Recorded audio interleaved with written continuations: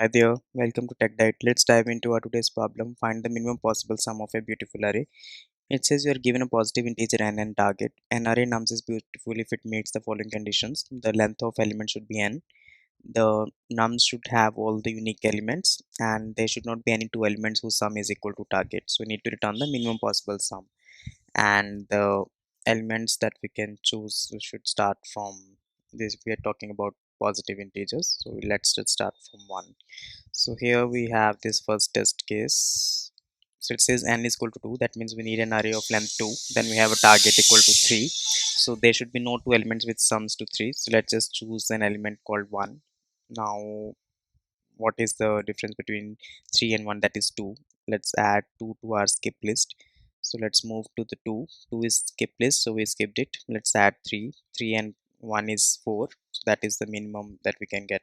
Why this is minimum? Because we are starting from the lowest number in the range. So similarly, let's simulate it for this particular. We should have 3 elements. Let's start with 1. Now our target is 3. I can skip 2. Now let's add 3.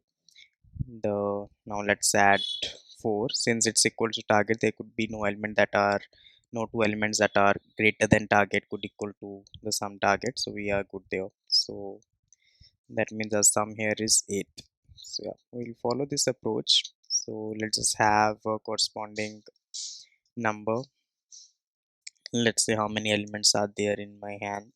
What is the corresponding sum that I have calculated so far? What is the number I'm going to start with? We are going to start with 1, and we'll need to perform this action till I have that many elements.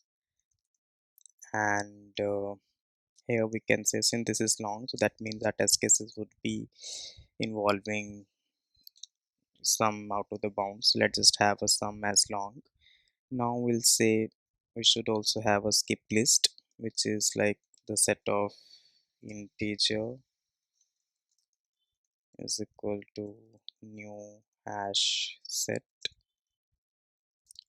I can say if this particular element is present in my set, then I need to say continue to the next element, and we can increment our number as well.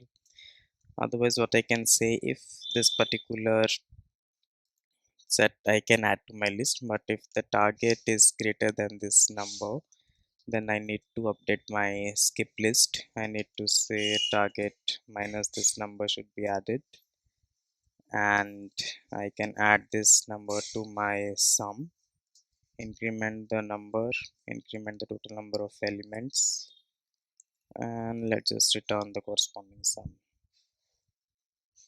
Let's try to run this code. So it says 481, and let's hit submit.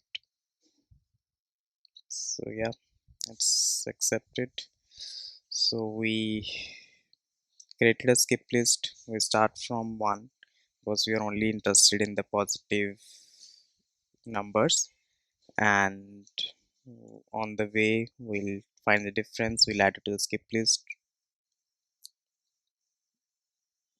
Yep, so that's about it. Thank you.